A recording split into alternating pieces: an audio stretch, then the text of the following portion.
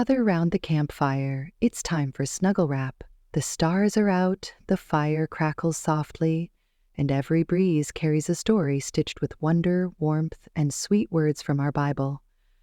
Tonight's story glows like an ember, gentle enough for little hearts, deep enough for dreaming souls.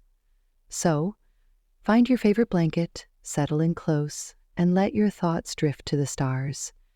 Tonight's verse is, I come in the name of the Lord. 1 Samuel 17:45.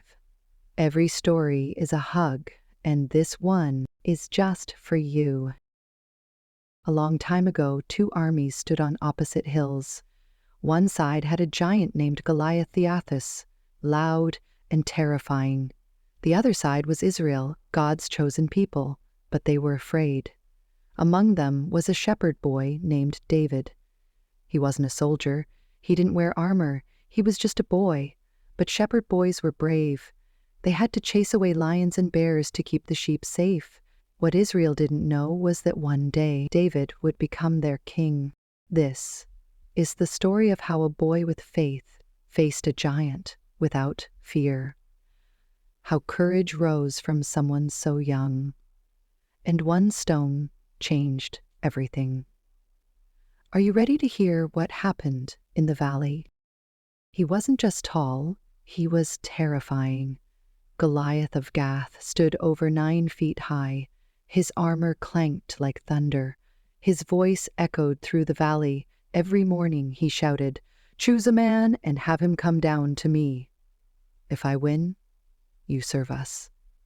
But no one moved, not even King Saul, not his soldiers, not even the bravest men.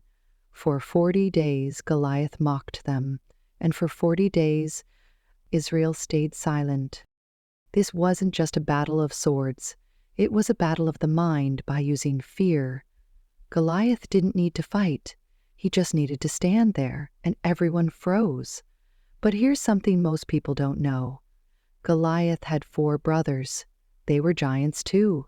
Lami, Ishbi-Benob, Sa'af, and one with 6 fingers on each hand. They were part of a family known for destruction, and Israel knew it. So when Goliath stepped forward, they didn't just fear one giant. They feared the shadow of 5, and no one wanted to be the first to fall. But that wasn't the whole story. David's older brothers were in the valley standing with the army, so David's father gave him some bread and said, "Go check on them." David ran to the battlefield, not to fight but to help. But when he got there, he heard something strange. A loud voice, a mean voice. It was Goliath, shouting, laughing, trying to scare God's people. David looked around. The soldiers were quiet, afraid. So David asked, "Who is this man talking like that to the army of the living God?" His voice wasn't angry, just curious, because David knew something they had forgotten. God was bigger than any giant. While others saw a giant, David stood tall in faith. David didn't speak to show off. He spoke because he trusted God.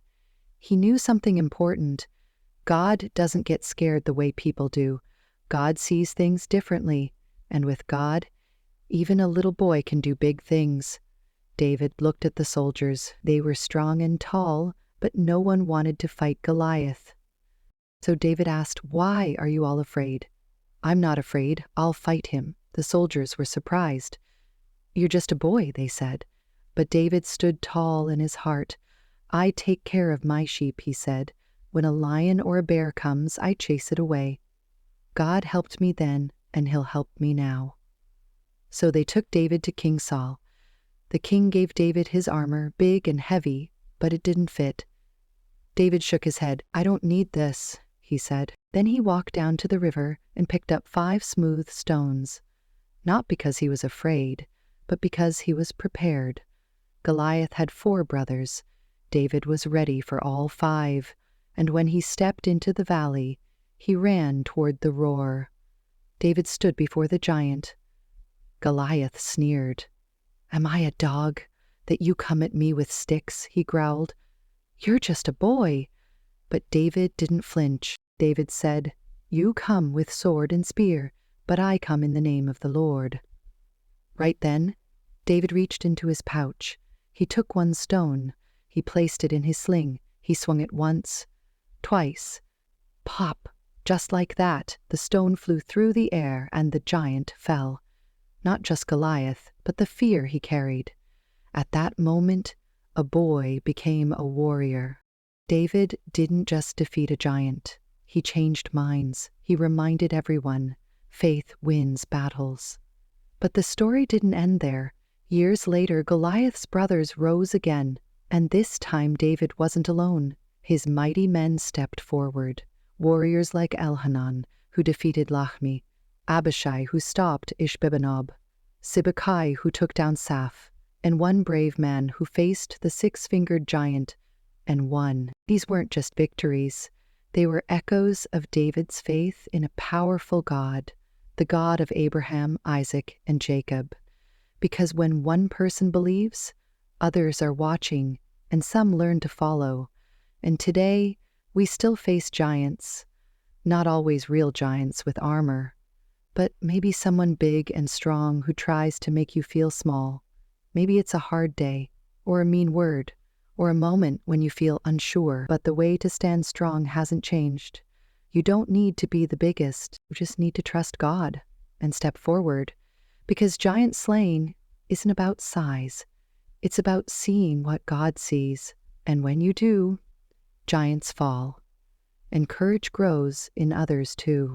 You don't have to be perfect. You don't have to be the biggest. You just have to be willing to trust God, willing to stand tall, willing to say, "I believe God is with me," because when you step forward, you help others be brave too. David didn't just stop a giant. He helped everyone remember what faith looks like. And now, it's your turn. All right, campers, that was the story of David and Goliath. David's stone didn't just stop a giant. It showed the world that God is strong and his love never fails. And even now, that stone still speaks. I come in the name of the Lord. It speaks when you choose kindness. It speaks when you stand up for what's right. It speaks when you trust God, even when things feel scary. Because David's story wasn't the end. It was the beginning. One day, another shepherd came, not with a sling, but with love. Not to fight one giant, but to save every heart. His name is Jesus. He didn't run away from danger. He walked right into it for you. And when he gave his life, he made a way for you to be brave forever. So when you feel small, or when the world feels loud, remember, Jesus is with you, and he already won. You don't need to roar. You just need to whisper, "God is with me," because even a whisper of faith can change everything. You are chosen. You are brave. You are part of God's story. Let your life shine with his love.